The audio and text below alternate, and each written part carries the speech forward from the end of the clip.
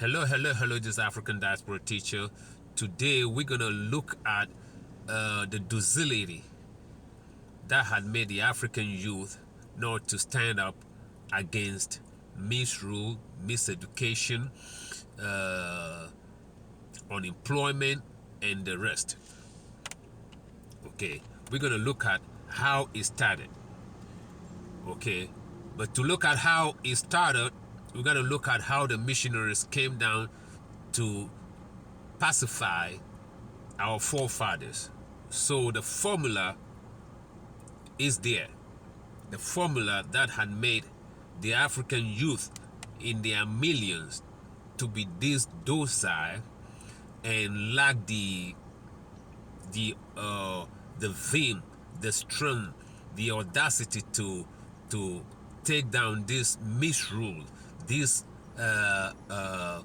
misrule, non-performance that had created unemployment, that is not industrializing of Africa, that is leading to unemployment, bad rulership. We're going to look at how it started and where the formula came from, and if there is any formula. So to see whether there is a formula, we're going to go back to the beginning. What the beginning would teach us is what we will use to juxtapose what is happening today. According to President Museveni, it took over 400-500 years for Europeans to even make it to 100 miles into the interior of Africa. You see, it took over 400 years to make it 100 miles from the coast. 100 miles, even 50 miles from the coast. It took them that long to make it into the forest, to the interior, just 50 miles or 100 miles. They were stationed at the coast, maybe 10 miles to the coast, the furthest they could go, 10 miles. So to make that the interior becomes conducive for them to go, these people brought in missionaries. The missionaries were nothing but mercenaries. Okay, they were no missionary. They were not there to bring you no God, because they knew you knew your God. You knew good from bad. You shouldn't steal. There were no stealing in Africa. They documented that one. You are highly disciplined, documented. You respected nature. You don't take your wife's, your neighbor's wife. They documented that. You observe more than the 10 commandments, because you came out from a law that is 42 laws of Ma'at. That is where you came from.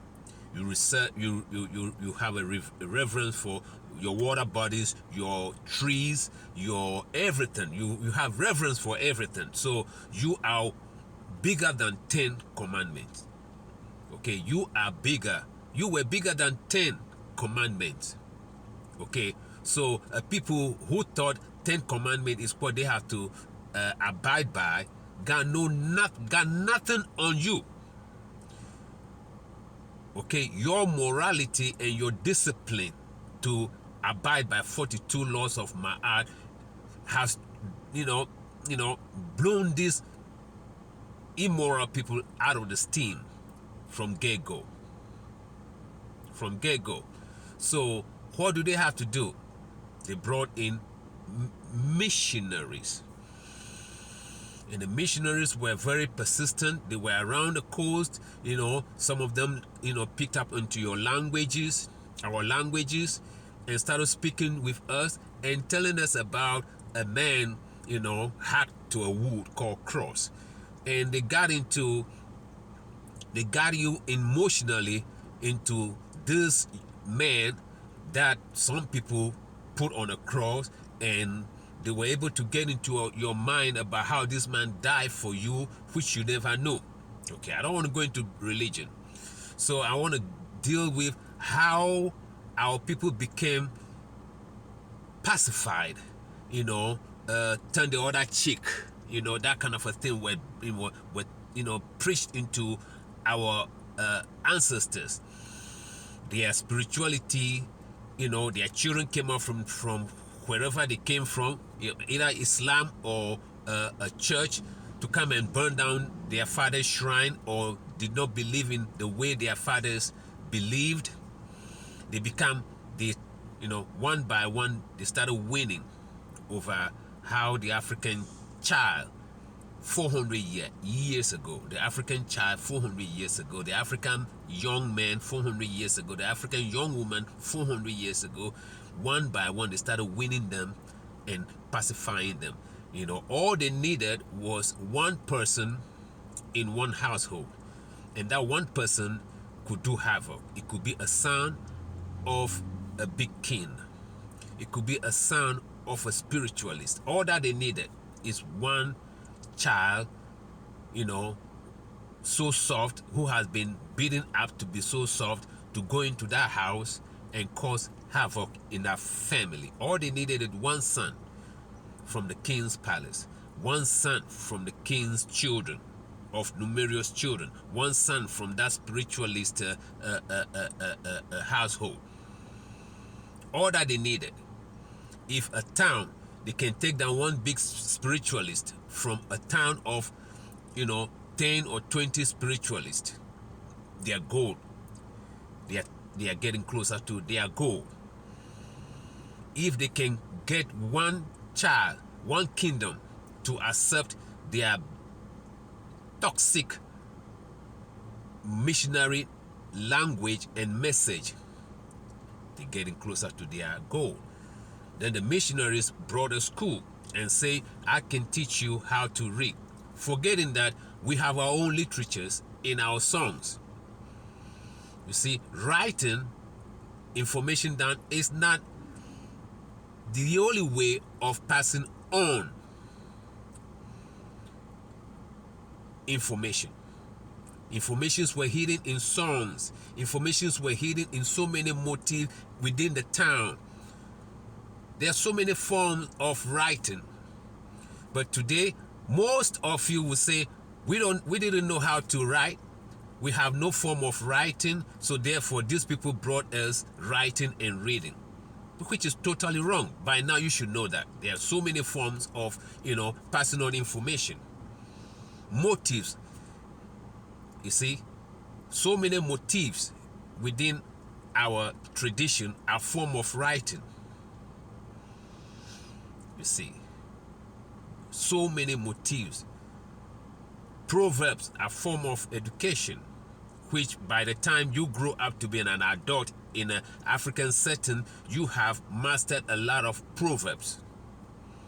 You have understood so many motifs, whether it's being carried on a staff of the kings, whether a motif is carved or sculptured on the staff of your local chief or king, is a form of information. Okay, so these people came out, convinced our people that they should come to a mission school to come and learn. So from there, they were stripped of their warriorness, their assertiveness, dumbed down. Then came the vultures, who came with hard ammunition.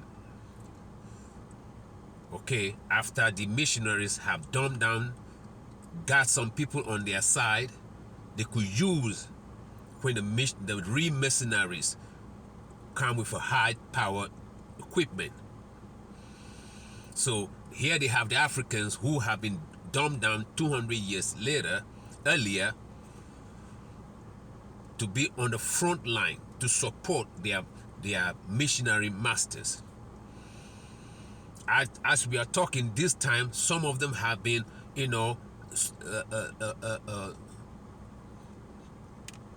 sodomized. At this time we're talking, some of these young men have been forced raped, sodomized, to bring them closer to who has been doing this thing to them. So they become an army against their own people. So when the guns came in, when the second missionary, the real hardcore army came, the invaders came, following the so-called missionaries who were not missionaries but mercenaries, a core number of Africans have been warned into their side through sodomizing, through all kind of brainwashing. Now they are the one they put in the front line to take down other villages who are not yielding. The rest is history. I don't want to disturb you with what had happened. The rest is history. Then the churches started coming, the schools started coming, then the little magic called medicine, which we already have in abundance. You see, you left your medicine and go to their medicine because you could do more magic than yours, which is a lie. All in a way to, win you. If you are not a so-called Christian, you can't come to the hospital. But you had a midwifery, traditional midwifery. You have been delivering babies before these people come. But for some reason, we've been convinced that you have to go over there to deliver baby. Africans were in their millions before these people came. There were no so-called hospitals, but we delivered babies. We know how to reduce the pain, and we know how to induce we do every kind of thing for pregnant women to have a good delivery system. Herbs were there to calm down pain. Herbs were there to act as a localized anesthesia. But immediately these missionary hospitals came, St. Mary's Hospital, St. Joseph Hospital, attached to the church, with a homosexual Roman Catholic father, sodomizing the children to bring them closer. Busy doing that. A whole lot have changed. Now fast forward into this democracy. To create this democracy, to dumb down the African, a whole lot of churches have been created. We don't know how. We don't know who is behind it, who gave them money, who instigated this thing that, all of a sudden Africa is awash with churches. To make this modern democracy work, the churches, the pastors, the new churches were acting just as the missionaries who came and called themselves missionaries 400 years ago. What did the new pastors and the churches did? Dumb down the people. The people have been dumbed down. The frequency at which Africans operate, the frequency have been lowered down. Yeah. So now this two-party system democracy based tilted on some form of tribalism, ethnicity kind of bullshit has been encouraged, and the people have no clue how to even vote. What are they voting for? So just as the churches move them as sheep into the slaughterhouse of bullshit of going to heaven after their death, create fear, intimidation of hell, and ask them just to pray for everything and not to farm, the politicians were just having a fearless day. In every country, almost. They lack the spirit to fight, the fighting spirit, which our forefathers lacked before the big guns came 400 years ago, 300 years ago. Accepting, turning the other cheek. The same thing has been, preached to this multitude of people who see themselves in these churches, Monday through Friday, and in the big day Sunday, they became lame. The fighting spirit had been taken away by the preachers. The preachers are in bed with the politicians. The imam are in bed with the politicians. You see, so the spirit, the fighting spirit of our forefathers, which we gave away freely, not all of them, but as long as they have millions of them, or I mean, they have thousands of them that went into that school, that mission school, those are the one that they needed. Just few Africans that will be in the front line to be propagating this new thing. The same thing. More Africans have been, captured in through the church tunnel. Prepare not to be able to deal with the political scene of this democracy we're talking about. We were prepared not to deal with it. The church had prepared us, dumb us down. We see demonstration as not even cool, because as church people we're supposed to be lame, Christ-like. We have to be like Jesus, lame, fragile, like that Jesus, that homo-looking Jesus. That is the role model. Be like Jesus. Be calm. Be meek. Blessed are the meek, for they shall inherit what? Nothing. Blessed are the meek, for they will what? How can you inherit anything from these jackals called politicians? They mean. They're ready to kill. How can you inherit anything from these people?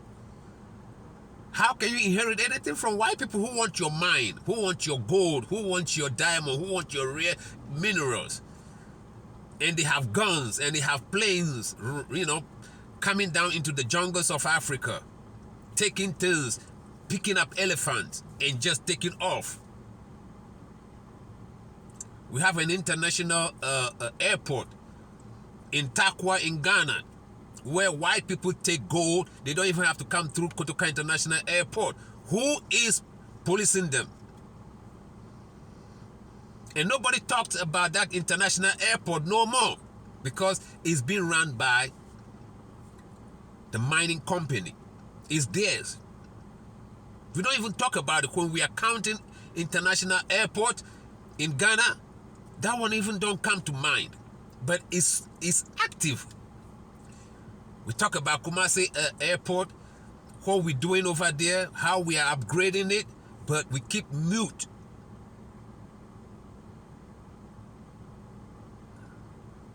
We keep mute over the Takwa Airport. It's active. How many custom officers are there? What is their logbook? What are they, taking in and taking out? Can we look at the book? Who is flying in and who is flying out? What is the content of what they are taking out? Who is taking care of that? Who is the bookkeeper of that? Is what they are taking out, the same? Can we compare the money? What they're taking out? How much is it that they are taking out? How much taxes are they paying on it? The whole place is silent. That airport and its activity .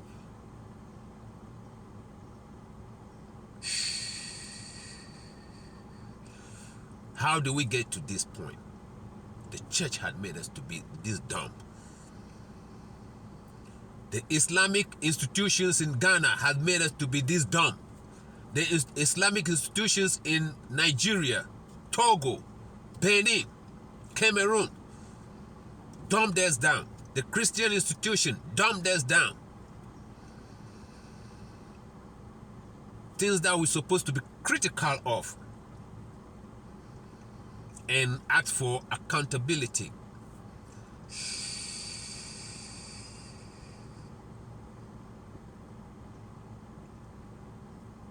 So there's a formula.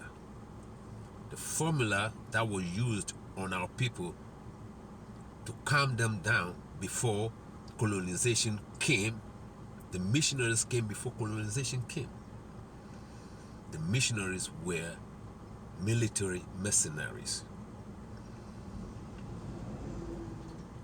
Your pastors are political mercenaries. Your pastors, your imam, political mercenaries. Your soul has been killed long before this democracy started. It had to be killed. The church, they used the church, the mosques, to kill down your soul. And now the Buharis are all over the place. They are the new Mobutus. The new Mobutus are on the scene. And nothing is moving them because the people have been dumbed down by their forerunners, missionaries. The pastors are the missionaries of the old. The missionaries of 14th century, 15th century Africa. Your pastors have replaced those missionaries, killing your soul for the politicians. There is a formula that they are following. Formula, baby. There is a formula. It worked 300 years ago. And it got to work. It got to. It got to work in 2022. It is a formula. It worked 400 years ago. And it got to work. Because they're dealing with the same people. From one country to the next country. You walked in Ghana, you got to walk in Togo. You walk in Togo, you got to walk in Benin. You walk in Benin, you got to walk in Cameroon. You got to walk in Nigeria. You got to walk in South Africa. Same people. Got to walk in the Caribbean. And it's working on black people in America. Black people in England. The same people. Same formula. No year, no century is bound by no time. So we got to change so that the formula becomes useless. We have to change so that the formula will become redundant. Otherwise, they'll keep using the same formula. They'll start changing the missionaries. 400 years ago, the missionaries were Europeans. 400 years later, the missionaries were